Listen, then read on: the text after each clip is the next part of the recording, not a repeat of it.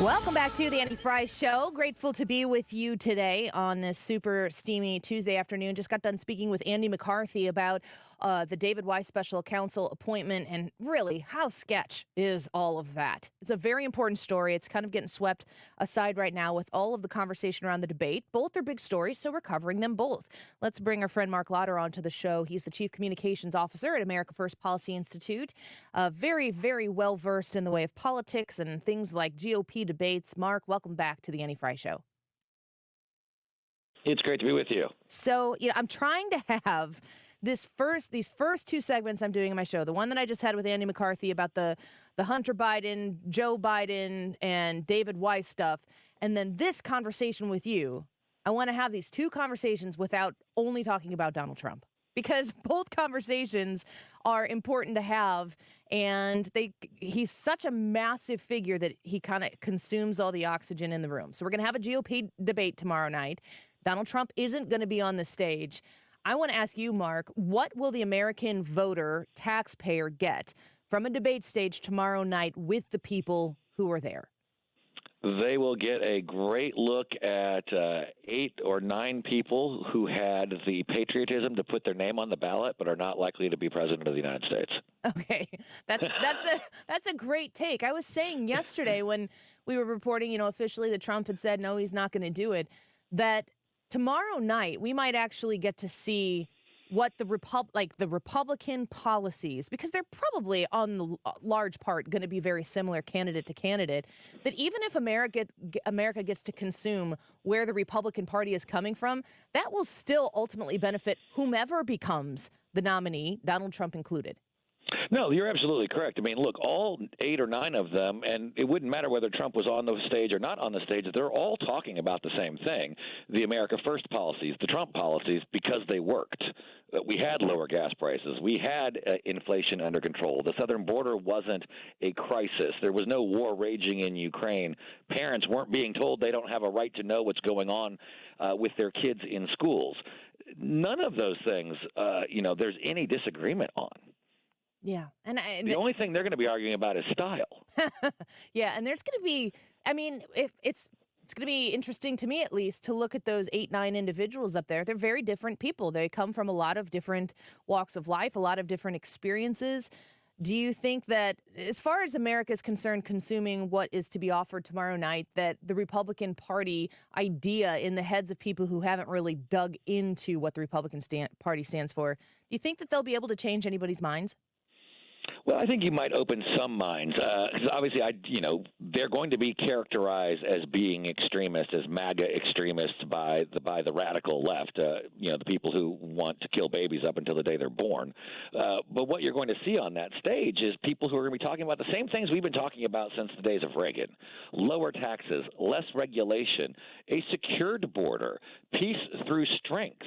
And we've already seen, whether it was back in the days of Reagan, back when it was obviously under Trump, when you cut taxes and you get regulation and government out of the way of American freedom, we thrive. And we actually had more money coming into the federal government after we cut taxes than you do when you raise taxes. And then we had the lowest unemployment rate to date for Black Americans, for Hispanic Americans, for Asians, for those without a college degree. All of those things happened not because of government, but because government got out of the way. And Joe Biden has done the exact opposite. And here we are. Well, yeah, the unemployment rate is low. People aren't worried about losing their jobs right now, but they can't afford groceries or gas. Right. Yeah, it's an existence, especially, we're here in the Midwest, flyover country. We get these news clips regularly when Joe Biden isn't on vacation, talking about how great Bidenomics is. And I guess if I were on vacation as the president of the United States as much as he would, I'd be thinking, man, this economy's great.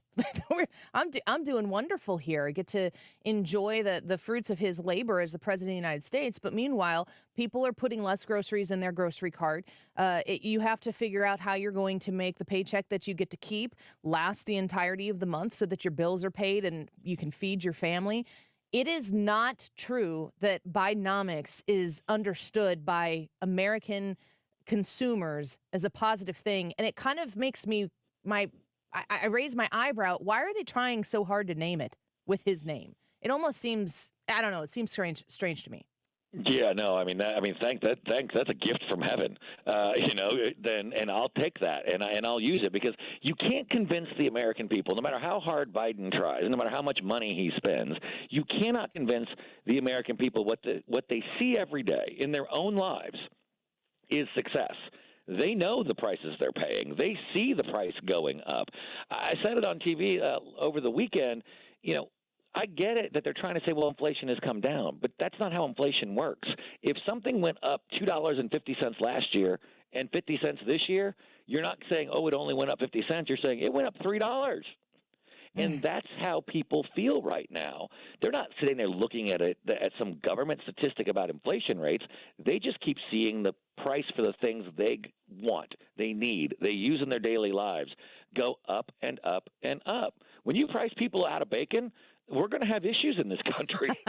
That's where we draw the line. It's right there at bacon. Completely understand. We're speaking with Marc Lotter. He's the Chief Communications Officer at America First Policy Institute. But he's also the former Director of Strategic Communications for Trump-Pence 2020 and the former Special Assistant to President Trump and the Press Secretary to Vice President Pence. You have experience working very closely with two of the candidates, maybe more, that are in this race to be the president of the United States. So let's shift to Donald Trump here a little bit. He's not going to be on the debate stage. He is light years ahead in the polls of any of those candidates that will be up there tomorrow night. Is it possible that everybody who supports those candidates on the debate stage tomorrow night, that if Donald Trump does, in fact, conclude the victory here, as is expected based on polling, can he rally this entire Republican Party behind him to beat Joe Biden or whomever that Democratic nominee is? I certainly hope so, and I think that is the key right there. If the argument is being made at this time next year, once we know for sure, we know, but once we know officially who our nominee is going to be, if the argument is you need to support Trump because he's Trump, well, then you might lose some people in translation. If you unite people around the policies to defeat Joe Biden, then I think we win that, and we win even more independent people over. Because, I've seen it, Annie. You've seen it, the memes and the bumper stickers. It's like, I'll take a mean tweet for $2 gas. Right. Well, that's the way people feel right now. So if you can go to them with a plan to say, I'm going to get energy going again, I'm going to get gas prices down, I'm going to secure the border, I'm going to pass a parent bill of rights to make sure that teachers unions and administrators can't go behind your back and keep secrets from you about your child. If we're going to lower crime and deal with crime, fund the police, add to police, all of these kinds of things that people are clamoring for, we're going to win that argument every day, which is why they keep piling on more and more criminal charges, and now every day they want to come up with something else to distract you because they can't win the policy argument. Mark, this is a cyclical thought process that I go to, and I want you to speak to people who are like me. I know a lot of people listening are very much so in the same boat that I am. I don't know that I've ever supported Donald Trump as a patriot and as a fighter for this country more than I do right now, because I have two eyes, I have two ears, and I see what they're doing to him. I understand why they are doing it to him. And when you juxtapose that along with the conversation we just had with Andy McCarthy about all of the bobbing and weaving they're doing around the Biden fiasco, it's so plain for anybody who's paying attention to see that they are trying to protect people and they are trying to incriminate people. And Donald Trump is there as a threat to whatever it is that they're trying to protect, their power, their access to complete control.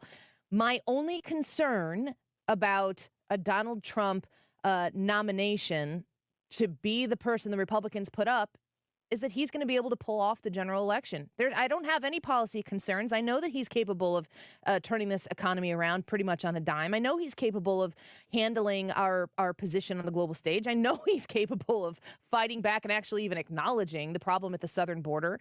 But I just fear that when it comes to the general election, that there are too many people who have been made to ignorantly hate this man.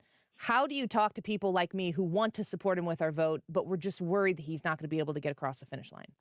Well, I think so. The benefit is that and when you look at the state by state polling, and there's not a lot of it right now, but what the early voting or the early polling has shown is that the president is running very strong in the states he needs to win the White House. That includes places like Michigan. That includes places like Georgia and Arizona and Pennsylvania. And so those are all very encouraging signs. I mean, no, he's not going to win California. Right. Fine. They want to have Governor Xi. They can have Governor Xi. But in the places that matter. But here's the challenge, I think, here's the challenge for conservatives, for Republicans, for people who support the president. And when we go out to talk about once we get to this point next summer, when we go out to talk about this race and the importance of this race, we cannot talk about Hunter Biden. We cannot talk about all of these other issues because that's not what's going to motivate. At the end of the day, I honestly believe it's going to be a lot like 2016, where the average voter, not the people like you and I who follow this every single day for a living, but the average voter out there is like, yeah, you know what? Trump had classified documents, so did Biden.